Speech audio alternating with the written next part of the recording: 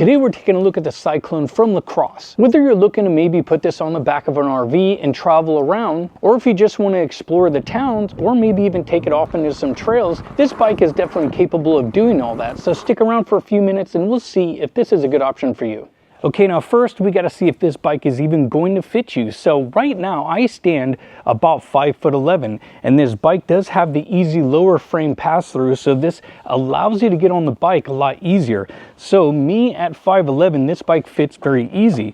Now this bike also has a lot of adjustability, like up at the handlebars here, this can pivot up and down, and also the bars can rotate forward and back. So this is one thing I found that's nice, because not a lot of e-bikes have this steering stem that is adjustable in 2 locations. So that is also helpful, and there are some shims so you can raise this vertically up and down as well. And also when it comes to the seat, this is also able to move forward and back just a little bit if you need a little bit more room in the cockpit, which for me, I actually found this bike to have plenty of room. If I'm just cruising around, or even if I'm riding a little bit more aggressive, I was still easily able to maneuver and have room for my legs and more.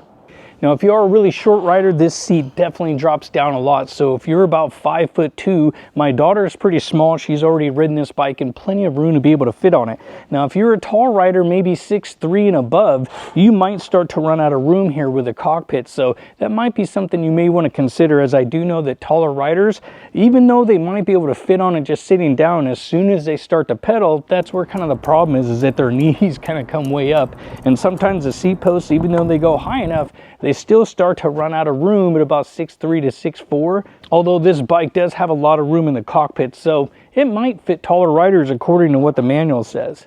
Now, as we take a look at the handlebars here, one of the things I really did like is that the actual handle grips, these are like a leather, and they have clamps on each side so they don't move. These things are really nice, and they actually feel really good while you are riding it. Some of the other bikes that have kind of these little resting grips, they actually will slide after they get heated up and they will twist. These ones you can lock down really well so they don't move. This bike will also come with hydraulic brakes on the front and rear, and what's nice is that they included 180mm rotors on this smaller bike, which that allows for better stopping. There are actually some bikes that are bigger and heavier that'll have 160mm rotor, and you'd be surprised what 20mm in diameter can do. So it's good to see that they put a large rotor on these. The bike will also come with 3 push buttons. This will allow you to move up and down the screen from your pass motions from 1, 2, 3, 4, and 5. And then you have the menu button. This will show you your odometer. It shows you your trip. It'll also show the voltage of the battery, not to mention the current. So when you start pedaling, you'll see 2, 3, 4, 5 amps, and also the trip timer as well. And then back to the odometer. You also have a little bell that's easily accessible. And on the right side, you will see your shifter. This is a Shimano 7-speed, and it does come with a 7-speed cassette, which is coupled up with a Tourney derailleur. Now, these are a little bit more entry-level components, but they are pretty much on most e-bikes that you are going to find, and they do work well. They're just not as good as some of the other ones out there, but they do the job for most people who are going to be just cruising these bikes around. And it will come with a twist throttle, which I found that the response on this is pretty good. There's not too much lag, and it also has good response when you are giving it throttle. Now, when it does come to the tires, these are going to ride on a 20-inch tire, and of course it's going to be 4 inches wide. This is pretty much the standard on a lot of these bikes right now, and it is an all-terrain tire, so you do have plenty of grip, and it's best not to inflate them all the way to max PSI. You want to be down just a couple PSI to help get a little bit more grip, as if you do put them at max, they can get a little bit washy when you are on the gravel areas, and if you are making some turns, you can find that when they are inflated to max, they can wash out just a little bit. When it comes to the front suspension, this does have a front fork that is fully adjustable. So you do have compression settings, and you do have a rebound setting. Now, I did play with this a little bit, and it did help some. But for most people, they're pretty much going to leave it on the soft setting, because it also matches up really well with the rear suspension on this. The rear suspension just has a single mono shock, but it actually works really well. But one thing I did find is that while riding this, I'm about 200 pounds, and with my gear on the other day, I was about 210 pounds. Now, one thing I did notice, if I was riding aggressively off of curbs and more, or if I was riding at higher speeds hitting bumps, this actually would bottom out several times. So if you are a bigger, heavier rider and you're also going to be riding somewhat at speeds, you may notice this will kind of bottom out a little bit, and there is no adjuster on it. So that's one thing I would have liked to have seen, is something just to stiffen up the rear suspension just a little bit. But if you're just normally cruising, I'm a little bit more of an aggressive rider, but normal riders, they're going to love the suspension on this because it is super plush and it rides really good. Now when it comes to the motor, this one does have a 750 watt motor with a peak, which I have seen these numbers a little bit kind of distorted. Sometimes I see people say 1,000 watts peak, other times I've seen 1,400 watts, depending if you look on the website more. So either way, I'm not too worried about the watts as much, 750 watts, but by the torque is what really matters, because if you have a 750 watt motor with 55 Newton meters of torque, that's not going to get you up the hills very quick, nor is it going to accelerate you very fast. Now, I couldn't find the torque numbers on this, but from other 750 watt bikes that I've ridden, which I've ridden a lot of those, a lot of them will come with somewhere between the 65 Newton meters of torque up into the 70s.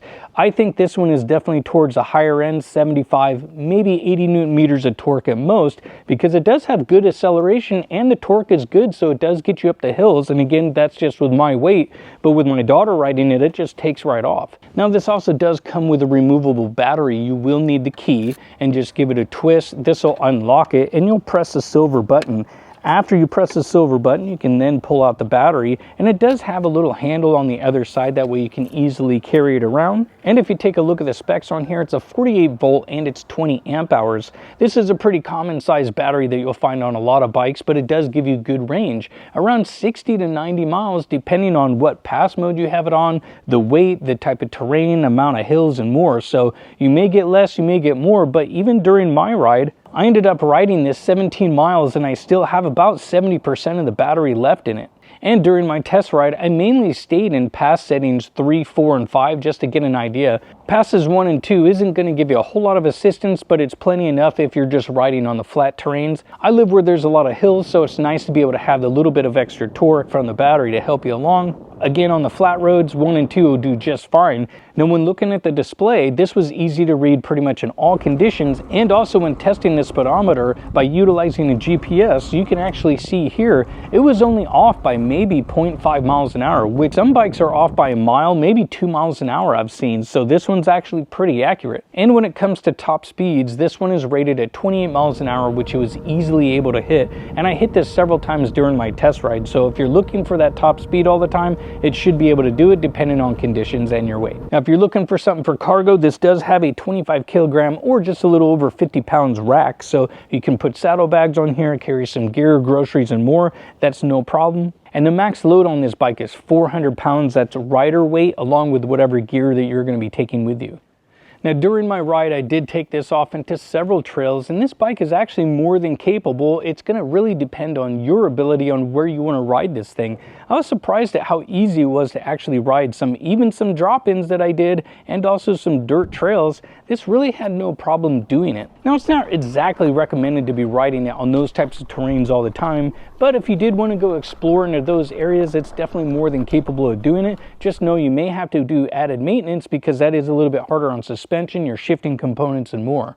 But when it does come to city cruising or just checking out the sights, I actually found this bike to be very comfortable. This is actually one of my more preferred bikes now when it comes to some of the e-bikes I've already ridden, just because of the comfort of it. If you're going to be traveling along for several hours, you want to be comfortable. And because of the cockpit and also the bars, they're a little bit more of like a motorcycle chopper, so they do sweep back a lot. You're not more into that aggressive position, so this also aids in the comfort. That way, if you do want to do long bike rides, that was one of the things I found, is that you're just easily able to put your arms up and the comfort is pretty much right there.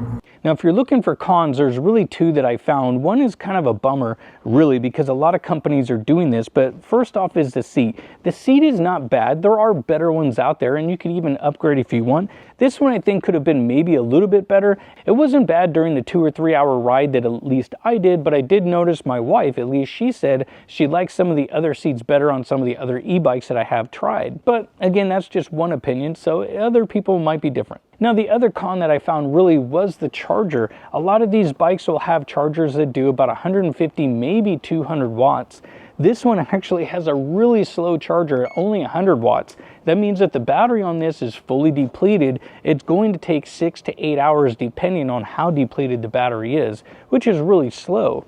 Most riders don't ride these until the battery is completely empty. They're usually 30%, 50% by the time they're done. So if we were to cut that in half, then you're only charging maybe 3 to 5 hours total. But sometimes it would be nice to have a charger that's a little bit faster. Now for me, this is probably something I will be putting on my RV because it's a great size. This is actually pretty easy to lift, especially after you take out the battery, which adds a lot of extra weight. It's almost 20 pounds just for the battery on some of these e-bikes. And it fits on the back of the bike rack on my RV perfectly. So this will probably be one of the new bikes that I end up taking since it fits well, it's easier to lift, and it's such a good cruiser that I think everybody's gonna like riding this one. Now I hope the information in this video helped you out, and I hope to see you guys in another video.